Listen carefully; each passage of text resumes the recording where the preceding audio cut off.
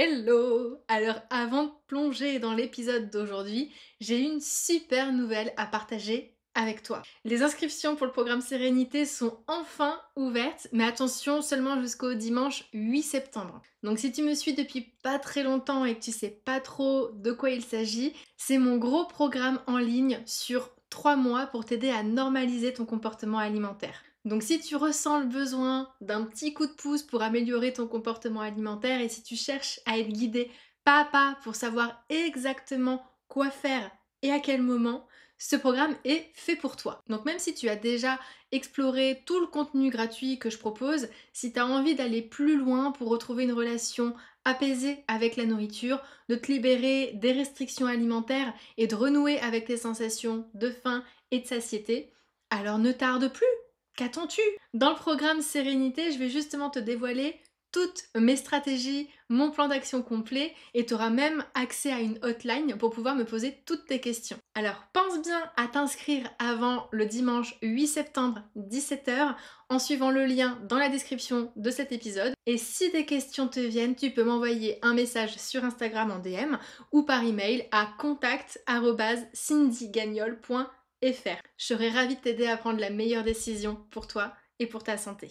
Et puis en attendant, je te souhaite un bon visionnage. Hello hello et bienvenue à toi dans ce nouvel épisode du podcast Insatiable Compulsion. Est-ce que je suis réellement en train de réenregistrer cet épisode en entier parce que j'ai oublié de brancher le micro juste avant? Tout à fait, je suis en joie. On va espérer que cette fois-ci, tout l'enregistrement va bien se dérouler. Mais bon, c'est pas grave, rentrons tout de suite dans le vif du sujet. Je ne sais pas depuis combien de temps est-ce que tu me suis sur les réseaux sociaux, mais au cas où tu ne le saurais pas, cet été, ça va faire 7 ans. 7 ans que j'ai décidé d'arrêter mon rééquilibrage alimentaire pour retrouver une alimentation plus intuitive. Une alimentation plus sereine, une alimentation où je vais finalement arrêter de suivre des règles de diététique préconçues pour finalement retrouver le cadre naturel de mon propre corps, écouter ses propres besoins, en bref, me reconnecter à mon corps, tout simplement.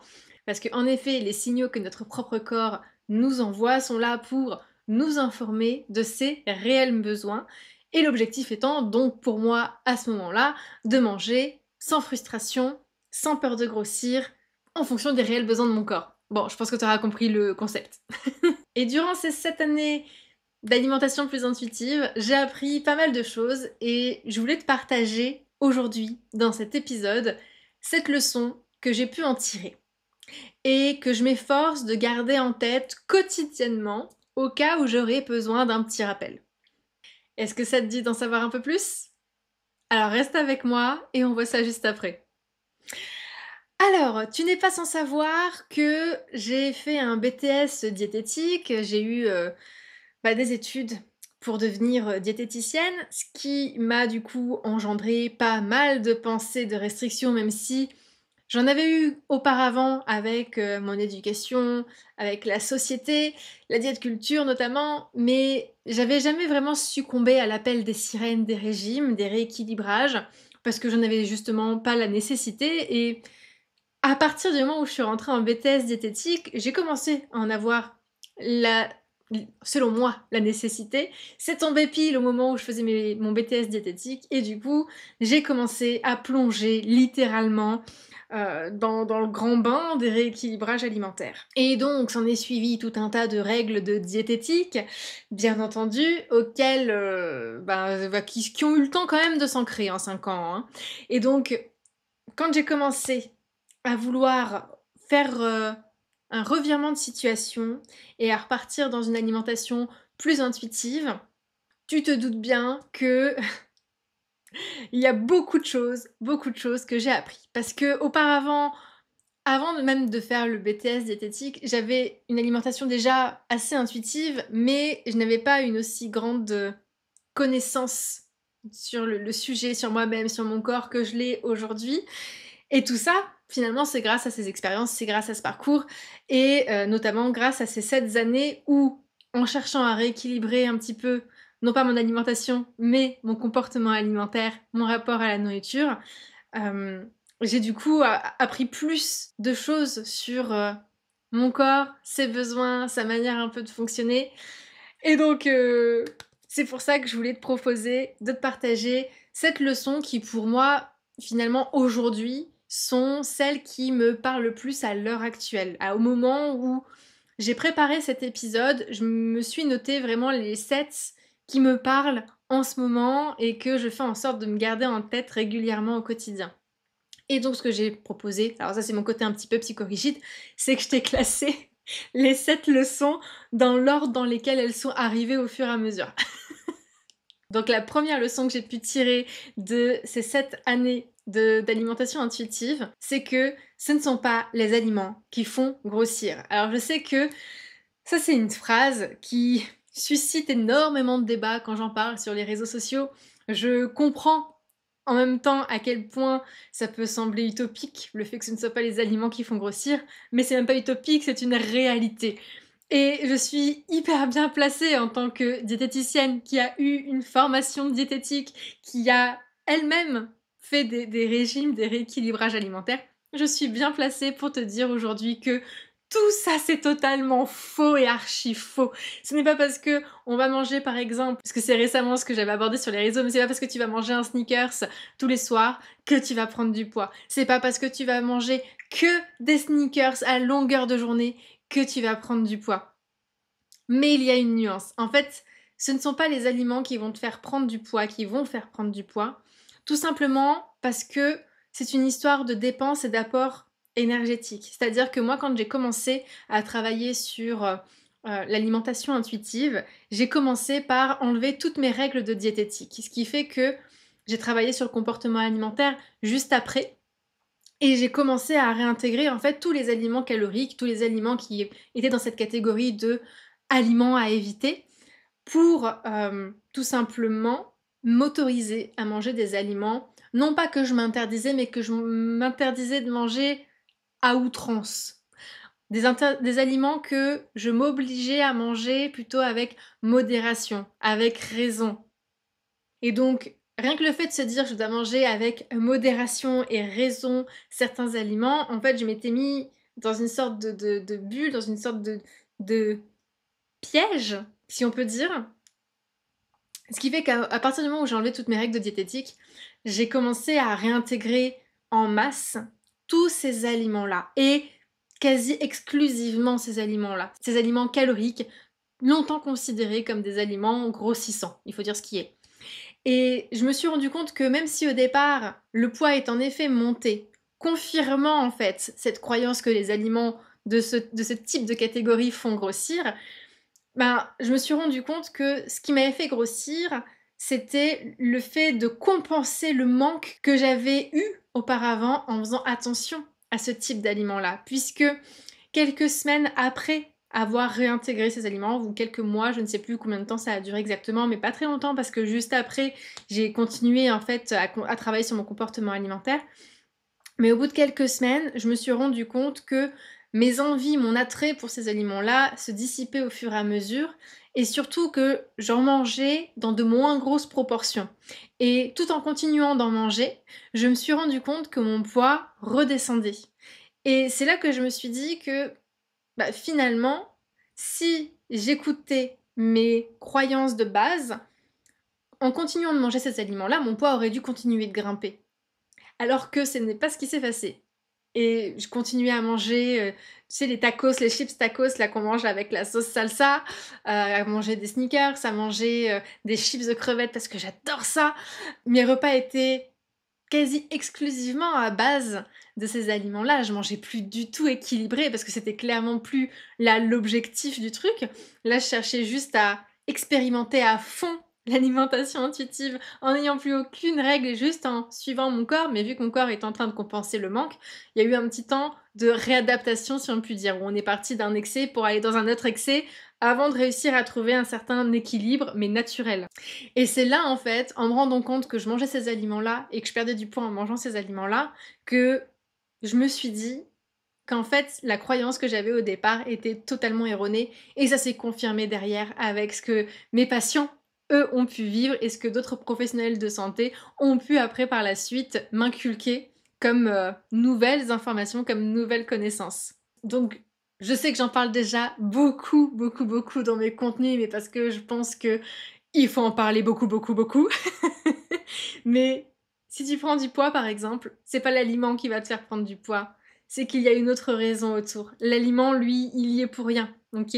Donc il y a un facteur qui va faire que ça va augmenter finalement ta consommation d'aliments tout court, peu importe que ce soit la catégorie à laquelle il appartient, et c'est l'augmentation de cet apport calorique qui va faire que tu prends du poids. Ensuite, la deuxième leçon que j'ai pu en tirer, c'est que manger par envie, ce n'est pas un manque de volonté. Parce qu'en fait, je me suis rendu compte que on mange tous déjà par envie, c'est-à-dire que l'envie, c'est un signal que nous envoie notre corps, d'une, pour nous motiver à passer à l'acte de manger, et de deux, pour nous orienter vers le type d'aliment dont il a besoin en priorité. Okay, en fonction de son besoin prioritaire. Si son besoin prioritaire, c'est un nutriment, admettons, je dis n'importe quoi, il a besoin de vitamine C, il va t'orienter éventuellement sur une orange. Si son besoin, c'est l'hormone du plaisir pour l'aider à réguler sa jauge émotionnelle parce que elle pète le score et que lui n'arrive plus à gérer la situation tout seul, il va du coup t'orienter éventuellement vers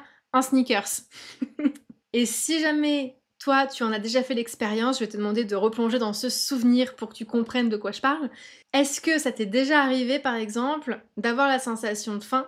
Par exemple, peut-être un jour tu étais malade ou pas très bien émotionnellement parlant, d'avoir senti cette sensation de faim, mais de ne pas avoir eu d'appétit, de ne pas avoir eu envie de manger ou de ne pas savoir trop quoi manger. Et ben, typiquement, on est dans cette situation où vu que tu n'as pas d'envie, parce que l'appétit, l'envie, c'est un mot différent, mais ça veut dire la même chose, si tu n'as pas l'envie de manger au départ, eh ben, tu vas avoir des difficultés à passer à l'acte du repas. Tu vas te forcer, si tu te forces, après, ça va aller vers l'écœurement. Donc c'est pour te dire que tout le monde a des envies de manger, c'est la base, c'est normal, c'est ce qui fait en fait qu'on commence à manger. Mais je me doute que généralement ce qui pose problème dans ce genre de phrase et qui a pu moi aussi me poser problème surtout au départ, c'est cette histoire de avoir envie de manger sans avoir de sensation de faim. C'est-à-dire les envies de manger qui sortent de ces fameux 3 repas par jour qu'on veut bien nous prodiguer dans les rééquilibrages alimentaires. Sauf que l'envie, peu importe qu'elle arrive pendant la faim, en dehors de la faim, soit, c'est un signal que notre corps a besoin de quelque chose. Okay, et donc, généralement, quand il n'y a pas la sensation de faim, il est peu probable que ce soit une envie de manger nutritionnelle. Je dis peu probable, mais ça peut arriver, ok? Mais généralement, ce genre d'envie peut être repoussé au prochain repas. Typiquement, c'est ce qui va faire qu'on va se dire là, je mangerai bien des épinards. Mais si tu te dis que tu as envie d'épinards, si tu te poses la question de savoir est-ce que ça peut attendre le prochain repas, la réponse ce sera oui. Généralement, c'est pas ce genre d'envie qui va avoir lieu dans ces moments-là. Ça va plus être des envies de manger émotionnelles, des aliments qui vont être caloriques, gras ou sucrés, qui t'apportent du plaisir. Et c'est un aliment précis que tu vas avoir envie de manger à ce moment-là. Ce genre d'envie est là pour te dire que là, du coup, vu que c'est pas une envie nutritionnelle, c'est un besoin en hormones du plaisir, parce qu'émotionnellement, comme je te le disais tout à l'heure, ta jauge hormonale est en train de varier un peu trop hautement par rapport à ce que ton corps le souhaiterait et il n'arrive plus à réguler en fait cet aspect-là tout seul au sein de l'organisme et il a besoin de ton aide en apportant un aliment qui va apporter cette hormone du plaisir qui va permettre de faire redescendre la jauge émotionnelle. Et donc ça pareil, c'est quelque chose de normal. Si tu cherches finalement à faire en sorte de ne pas manger lorsque tu as ce type d'envie, tu vas finir tôt ou tard par craquer quoi qu'il arrive. Et ce ne sera pas un manque de volonté, c'est parce que ça répond à un besoin de ton corps.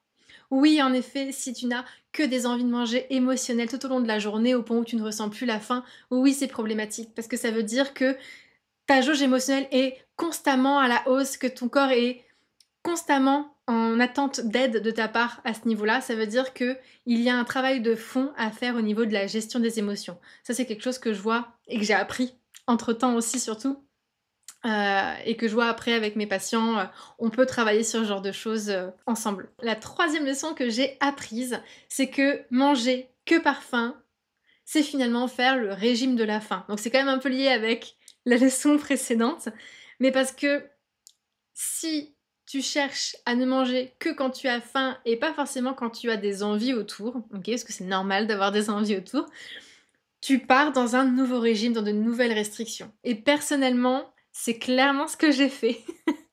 Quand j'ai commencé, j'étais persuadée que manger intuitivement, ça voulait dire manger quand on a faim, ne pas manger quand on n'a pas faim, et manger tous les aliments qui nous font envie. Ok. Et d'ailleurs, quand j'ai commencé, moi j'ai commencé avec le livre de Jean-Philippe Zarmati qui s'appelle Maigrir sans régime. Et je me souviens l'avoir lu une fois, deux fois, d'avoir même surligné, pris des notes et tout. Et quand j'ai fait la formation du gros, quelques mois plus tard, je me souviens que c'était le premier ou le deuxième jour de formation qui était du coup donné par Jean-Philippe Zermati. Je me souviens qu'il nous avait dit à ce moment-là que finalement il ne fallait pas manger que par faim parce que c'était finalement le régime de la faim. Et je m'étais dit mais attends mais je comprends pas, j'avais regardé ma collègue à côté et j'ai dit mais attends mais est-ce que c'est moi qui ai rien compris à ce qui avait marqué dans le bouquin parce que moi ça fait déjà plusieurs mois que je travaille du coup sur mon comportement alimentaire grâce à ce livre. Et moi, ce que j'ai compris du livre, c'est qu'il fallait manger quand on avait faim et ne pas manger quand on n'avait pas faim, que les envies de manger émotionnelles, c'était quelque chose auquel il ne fallait pas succomber finalement.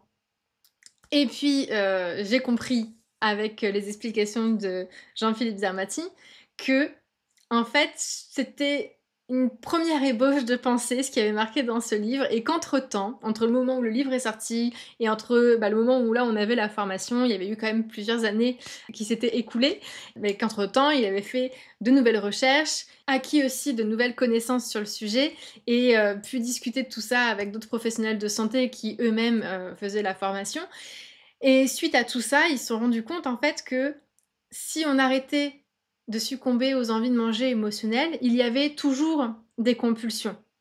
Et il y a eu cette histoire de qu'est-ce que c'est qu'une envie de manger émotionnelle, à quoi ça répond comme besoin, voilà, tout le processus. En fait, c'est pour te dire que chacun avance à son rythme. Et aujourd'hui, je pense que il y a des connaissances que je n'ai pas encore sur le sujet, parce qu'on continue tout le temps d'en apprendre un peu plus sur comment fonctionne le corps, quels sont les types de besoins, tout ça.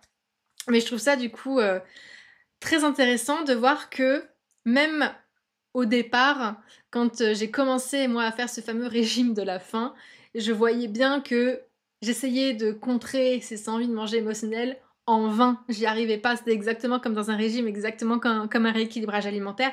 Et quand j'ai appris au moment de cette formation qu'en fait c'était normal d'avoir des envies de manger émotionnelles, tu peux pas t'imaginer le bien que ça m'a fait, le soulagement que ça m'a procuré. Et comment tout s'est éclairé à ce moment-là dans ma tête, tu vois, ça faisait en mode ah. Ensuite, la quatrième leçon que j'ai pu apprendre, c'est que faire un drama d'une situation qui te met en échec, ça va empirer la situation. Je sais comment ça se passe, ok, je l'ai vécu, je l'ai vécu moi aussi. C'est-à-dire que tu vas éventuellement mettre en place des choses dans ton comportement alimentaire, changer certaines habitudes, te débarrasser de certaines compulsions, et puis arrive à un moment donné, arrive un jour où une compulsion va revenir, ou une habitude que tu pensais ancrée, finalement tu te rends compte qu'elle n'est pas ancrée. Bref, il y a un dérapage inopiné qui se présente en cours de route. Et toi, moi, on va finalement faire tout un drama de la situation, partir en crise de larmes, en crise d'angoisse, en se disant que de toute façon, on n'y arrivera jamais, qu'on n'est qu'une merde, et que de toute façon, on est voué, on est désespérément voué à rester dans la même situation et qu'on ne s'en sortira jamais. Voilà, ça c'est ce qui se passe généralement dans ce genre de situation.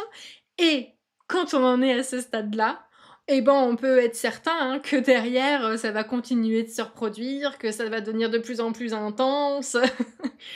Parce qu'en fait, ce qui te met dans cet état, c'est la culpabilité finalement de pas réussir.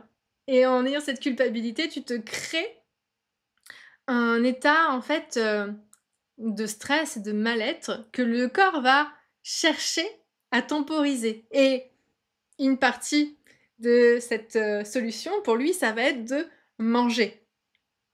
Tu te douteras que le problème devient un petit peu un cercle vicieux parce que si tu manges pour aider en fait le corps à réguler certaines choses, notamment des émotions, et que toi tu culpabilises qui est du coup une émotion, et ben en fait tu recrées encore un peu plus de problèmes.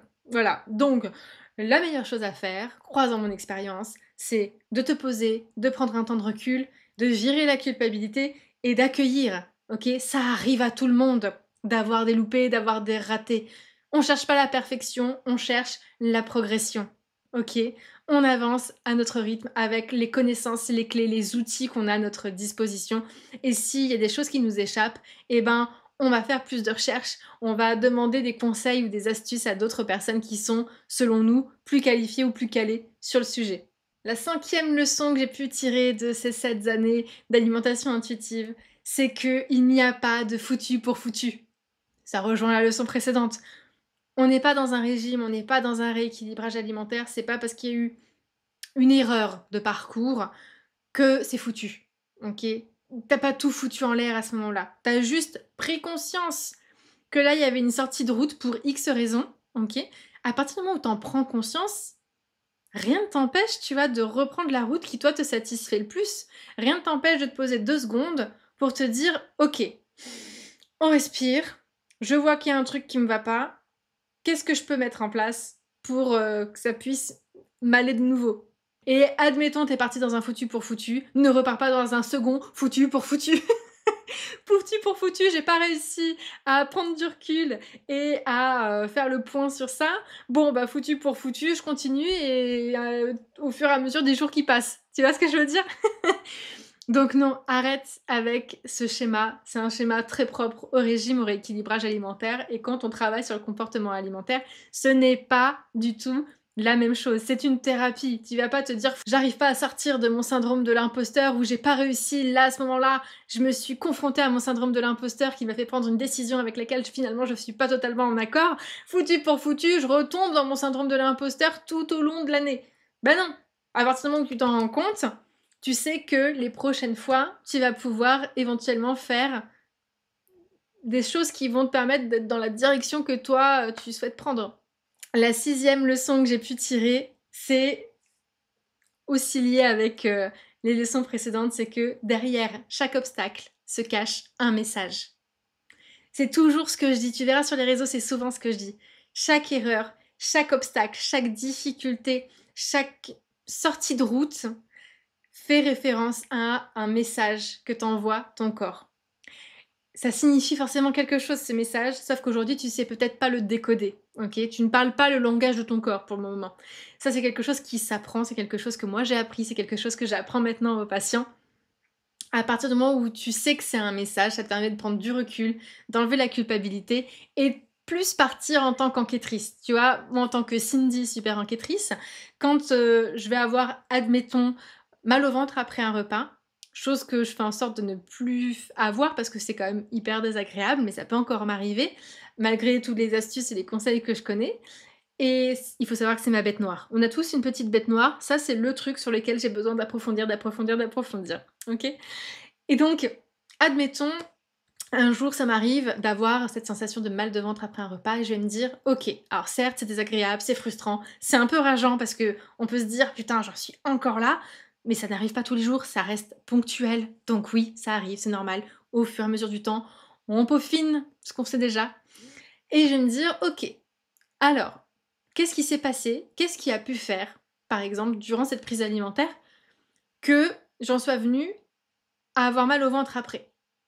Ok, donc là je vais voir en fonction de mes connaissances des différents critères qui ont pu faire que, et je vais me dire, ok, maintenant que je sais pourquoi est-ce que j'en suis arrivée là, ou les différentes hypothèses, il y a peut-être plusieurs critères finalement qui en sont responsables ou qui pourraient en être responsables, je vais me dire comment je vais faire, comment je ferais, qu'est-ce que je pourrais faire différemment si si je devais revivre exactement la même situation, la même scène au même moment. Si je faisais un retour en arrière, je ferais quoi de différent?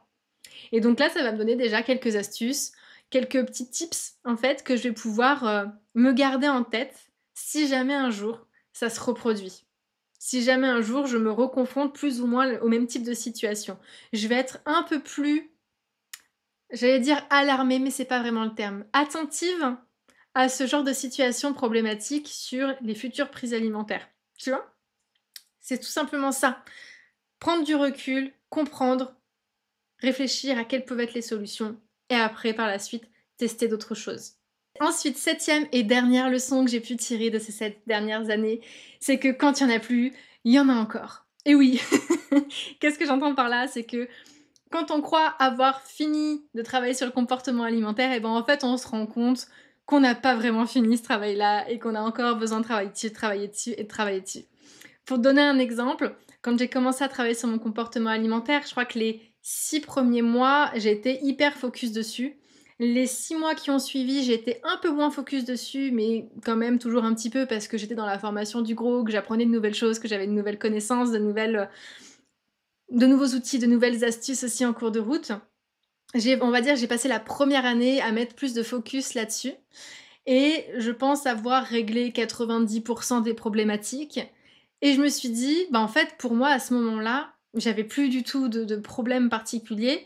Et j'ai repris ma vie normale en continuant de mettre en place les habitudes. Mais vu que la majorité, quasi la totalité, était devenue naturelle entre-temps, j'ai juste continué ma life sans trop me prendre la tête, juste en continuant naturellement à mettre en place les nouvelles habitudes. Et puis je me suis rendu compte au fur et à mesure des années qui passaient que j'avais des problématiques qui apparaissaient de manière plus ou moins ponctuelle et qui me demandaient de me repencher sur mon comportement alimentaire de nouveau. Et donc ça peut avoir un côté très frustrant, très rageant de se dire putain je dois encore bosser sur ce truc-là. Mais je me suis rendu compte en fait que souvent les trucs sur lesquels on doit encore travailler au bout de quelques années, c'est des points, on va dire, plus faibles, des points qui ont, ouais, qui étaient un petit peu plus, un petit peu moins stables que d'autres qu'on a pu mieux maîtriser, sur lesquels on doit être plus attentif, plus vigilant, le temps que ça s'ancre correctement. Moi, c'est ce que j'appelle les bêtes noires, hein, clairement. On a tous des bêtes noires. Le but, c'est de s'en rendre compte pour savoir ce sur quoi on va être attentif, ce sur quoi on va devoir vraiment approfondir. Et il faut savoir aussi que pour moi, c'est comme si sur cette première année, j'avais passé un gros coup de balai. Et c'est comme si, finalement, au fur et à mesure des années, je m'étais rendu compte, vis-à-vis des différents reflets que la lumière pouvait mettre sur le carrelage, par exemple, qu'il y avait des petites taches que je devais enlever éventuellement avec l'éponge, avec la brosse, gratter un petit peu, parce que c'était des taches incrustées. Et bah, des fois, en grattant, en brossant, ça s'en va. Et des fois, on est obligé d'aller encore un peu plus loin en mettant du produit spécifique, tout ça. Et ben c'est exactement la même chose avec le comportement alimentaire. En fait, tu ne peux pas voir certaines tâches, certaines problématiques s'il y a plein de poussière dessus. Aujourd'hui, je me rends compte de certaines choses que je n'aurais jamais pu travailler au tout début, que je n'aurais même jamais vues au tout début, et que maintenant, j'ai la faculté à voir et à savoir en plus comment travailler dessus. Mais du coup, voilà, c'était pour te dire que si toi t'avais en tête de te dire je me réserve un an pour guérir totalement, en un an, oui, tu vas changer énormément de choses, il y a beaucoup de choses qui vont bouger, tu vas peut-être aller mieux, mais il y aura encore un peu de taf derrière pour approfondir, ancrer, stabiliser un petit peu tout ça. Mais ce sera beaucoup plus simple que tout ce que tu vas faire au début qui va te demander pas mal d'énergie parce que pas mal de changements d'habitude. Donc voilà pour les backstage de mon expérience de l'alimentation intuitive et des 7 leçons que j'en retire aujourd'hui. Alors je dis bien aujourd'hui parce que peut-être que si j'étais amenée à refaire cet épisode dans un an ou deux, bah, ça serait d'autres leçons qui se seraient démarquées parce que bah là bien entendu ce sont pas les seules que j'en retire hein, mais c'est celles qui en ce moment sont les plus percutantes pour moi. C'est celles qui me sont venues en premier quand j'ai eu l'idée de préparer cet épisode. Et comme d'hab, bah, c'était hyper important pour moi de te partager des bribes de ma propre expérience, de t'expliquer un petit peu voilà, ce que moi j'en retire aussi, parce que je sais combien ça fait du bien aussi d'avoir des retours de ce genre d'expérience, même si on est tous différents et que chacun va vivre sa propre expérience, son propre parcours, il y a quand même souvent des similitudes. Et comme tu l'as compris, j'ai appris des nouvelles choses tout au long de ces 7 années et je suis persuadée que je vais en avoir de nouvelles sur les prochaines années. En tout cas, ça me confirme, ces 7 dernières années, ces leçons que j'en ai tirées, plus mes expériences aussi avec les patients, ça me confirme toujours que c'est ce qui est le plus adapté pour moi, que finalement c'est ce qui me convient le mieux et je pense pas avoir déjà été aussi épanouie que depuis que j'ai arrêté mon rééquilibrage alimentaire, arrêté de faire attention à la nourriture il y a 7 ans. Et je pense que tout ce chemin-là d'alimentation intuitive qui m'a appris à me reconnecter à mon corps, à mes besoins, ça m'a tellement aidé finalement à mieux me connaître, à mieux connaître mon corps qu'aujourd'hui, ça a étendu, tu vois, un petit peu ma curiosité et ma connaissance de moi vis-à-vis aussi d'autres domaines de ma vie que l'alimentation, en sens propre du terme. Et honnêtement, des fois, j'aimerais tellement avoir la possibilité, tu vois, de retourner dans le passé et d'aller parler à la Cindy qui vivait compulsion sur compulsion en cachette et qui se sentait comme une merde, juste pour la rassurer et lui faire un petit état des lieux, tu vois, de où est-ce qu'elle en sera dans 7 ans. Qu'est-ce qui va advenir d'elle dans 7 ans? Qu'est-ce que son comportement alimentaire, sa manière de manger sera dans 7 ans? Comment elle se sentira dans 7 ans vis-à-vis de tout ça? Et donc c'est pour ça que ça me fait toujours super plaisir aussi, tu vois, de te partager ce genre de retour, ce genre d'expérience, ce genre de backstage avec toi. Parce que ça comble en quelque sorte aussi la frustration que j'ai de pas pouvoir parler, tu vois, à la Cindy du passé. Donc je t'en parle à toi en me disant que t'en es peut-être sur la même étape que la Cindy du passé à laquelle j'aurais voulu parler. Et, euh, et voilà, et je me dis que de toute façon, on est pareil, enfin on est pareil. On est deux personnes, deux individus différents, mais on a probablement vécu la même chose et je suis une humaine comme toi, tu vois, et j'ai pas eu toutes les connaissances sur le sujet d'un coup, j'ai pas mis tous les changements en place d'un coup.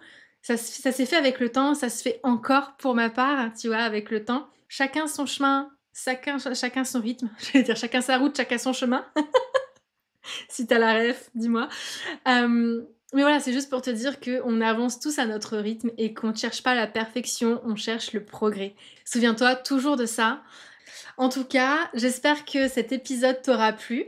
Si c'est le cas, comme d'hab, je t'invite à t'abonner pour pas manquer les prochains épisodes, ainsi qu'à mettre un avis, surtout si tu m'écoutes via Apple Podcast, parce que normalement il n'y a que là que tu peux me mettre un avis et un commentaire. Donc je t'invite vraiment à le faire parce que moi ça va grave me motiver à continuer à créer des épisodes parce que ça demande beaucoup de temps et d'investissement. Et puis ça va aussi m'aider à faire mieux connaître le podcast, à étendre un petit peu la visibilité du podcast à d'autres personnes qui auraient aussi besoin, comme moi j'aurais pu l'avoir au départ, comme toi tu peux éventuellement l'avoir, voilà, à avoir une autre vision de la situation, des conseils, des astuces. Bref, je compte sur toi. Et puis en attendant, je te dis à très vite dans un prochain épisode. Salut!